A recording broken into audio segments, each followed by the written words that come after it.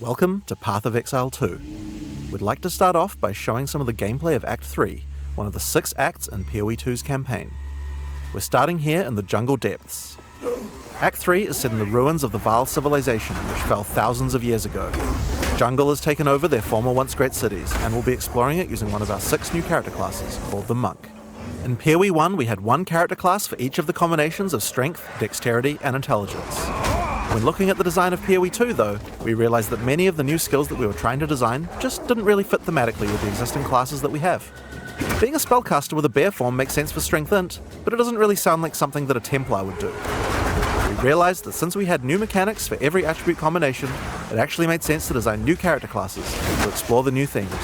In PoE 2, every attribute combination has 2 classes associated with it. Strength Int has the Templar or the Druid, on Dexterity you have the Ranger or the more spear-focused Huntress, and on Dex Int you have the Shadow and the Monk, which Mark is playing here. Each class has its own 3 ascendancies that let you further specialise the class in the way that only that class has access to, but they both start at the same location in the passive tree. The quest rewards you're offered on the 2 variants are tailored to the class, but of course this is PoE. You can still mix and match anything to your heart's content.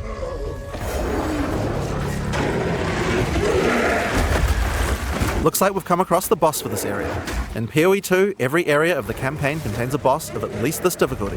That's over 100 bosses to fight as you make your way through the campaign, and they all have unique mechanics to learn.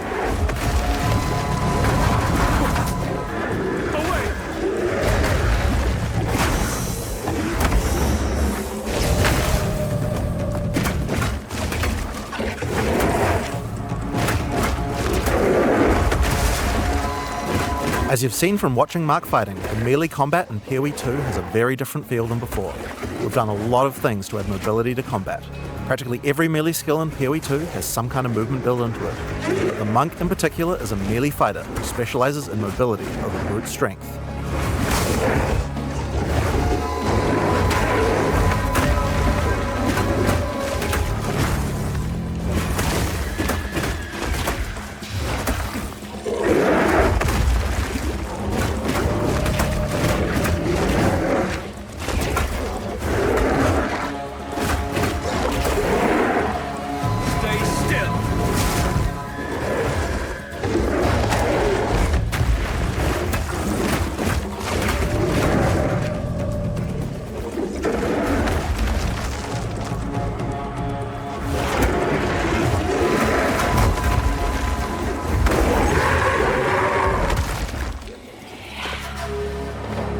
So, as Mark has been playing, you might have noticed these blue markers over enemies.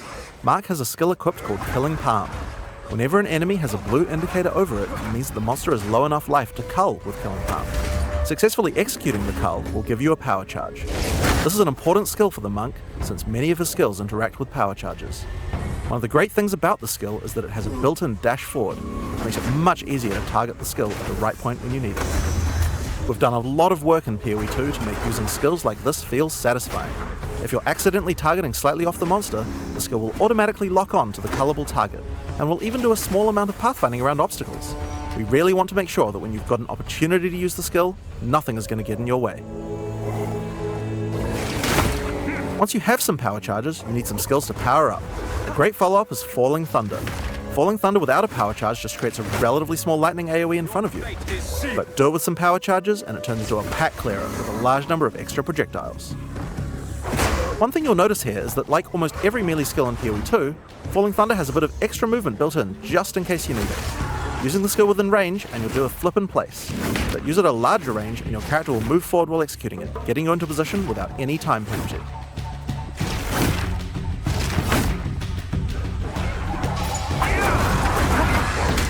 In PoE 2 you also get a short period to redirect your target. Notice how you can start the skill facing one way, then whip the mouse sideways to land the skill in a different direction? In order to get power charges, you're going to first need to get some lower life monsters into a cullable range. You've got a few options.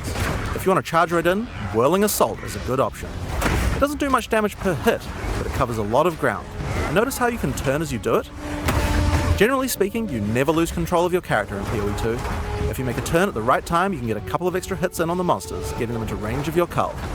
Follow up with a killing palm, then finish off the rest of the pack with your crawling thunder.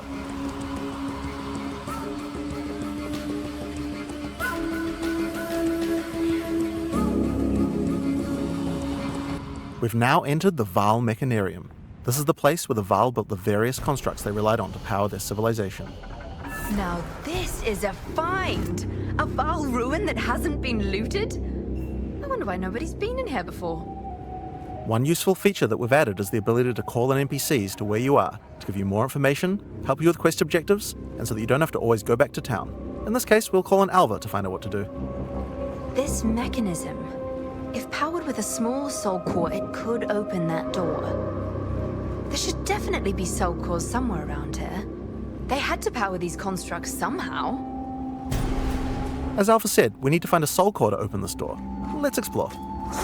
If you want to shave off some life without getting too close to some of the more dangerous monsters, a good option is Wind Blast. Wind Blast also doesn't do too much damage, but it keeps the enemies back. The closer they are, the farther they're pushed back, so it's a great option for keeping smaller but high damage enemies at bay. Note that the bigger the enemy is, the less they'll be pushed back, so trying to push back some giants isn't going to be effective. And there's the soul core. Let's get back to the door.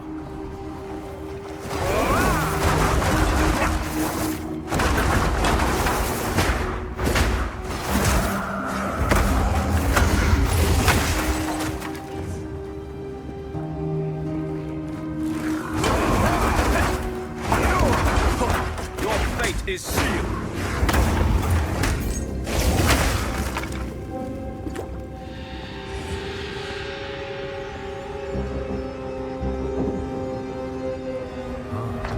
Consider me impressed.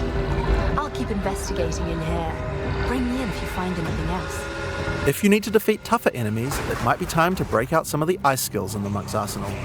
Glacial Cascade creates a wave of ice that moves slowly in front of the player. It's pretty ineffective against fast-moving monsters because most of the damage occurs right at the end of the wave, and so a lot of monsters will just walk right by it. But if you can find a way to make a monster stop at just the right place, it can be very effective. In order to do that, you probably want to freeze monsters. The monk has a few different tools to do this. A fairly simple option is to get right in the monster's face with Ice Strike. Ice Strike doesn't do too much damage on the first two hits, but attack 3 times in sequence and you can get off a combo that has a much higher chance to freeze. Get in there with that freeze, then roll back and finish the job with a Glacial Cascade. Now, remember how Glacial Cascade had that extra damaging spike at the end? If you've hit a frozen enemy with that spike, it shatters the ice on the enemy and does a devastating amount of damage. Oh yeah, I just casually mentioned rolling back before. Did I forget to mention that in PoE 2 we added a dodge roll to every character? Just press spacebar at any time to roll. There's no cooldown, no limitations. It even has a bit of built-in pathfinding so you don't get stuck on things. When you dodge roll, you're not invulnerable. If something hits you, you're going to feel it, but most things will not hit you. That's because while rolling, projectiles and melee strikes will always miss. You'll have to roll out of the way of a slam that has AoE, but anyone swinging a sword or throwing a fireball is going to miss. Now, another really important function of the dodge roll is that it lets you cancel out of almost any skill at any time. This makes it so you don't feel like you're getting stuck doing a long animation when something is about to hit you. It really changes how skills with longer attack and cast times play, and it makes dodge roll feel like a very reliable way to avoid attacks. So, that's one way to get out of the way of damage, but the monk specializes in mobility, so it makes sense that he would have a few more.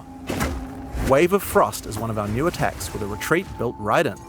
You move backwards and throw out a cold attack with a significant freeze. The great thing about this is it puts you at a good distance to follow up with Glacial Cascade and do a whole pile of damage. Hey look, another soul core.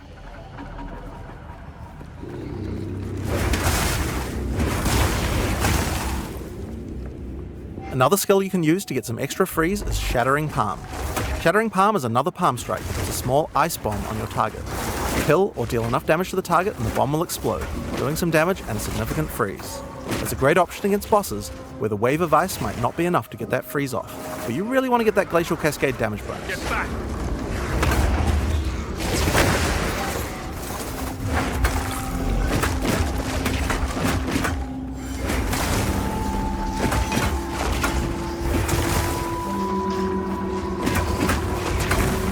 Face your demise.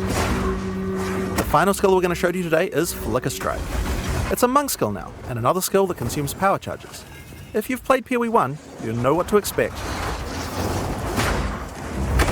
It's a great finisher for tough boss fights, and it looks pretty impressive too. Face your demise.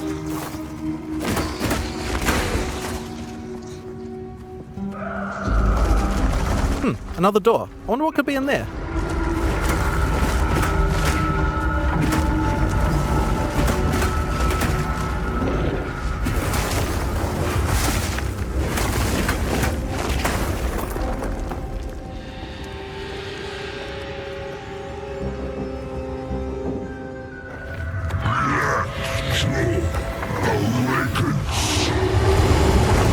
In order to take down this boss, we're going to need all the tools in the monk's arsenal, especially the combo of freeze and glacial cascade.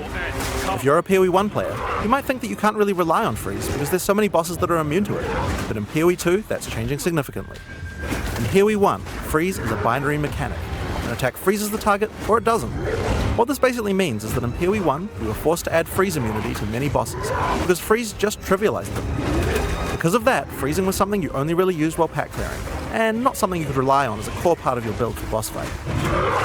In PoE 2 though, all crowd control mechanics now have internal meters that allow you to build up to a freeze or stun, or whatever other CC mechanic you might be using.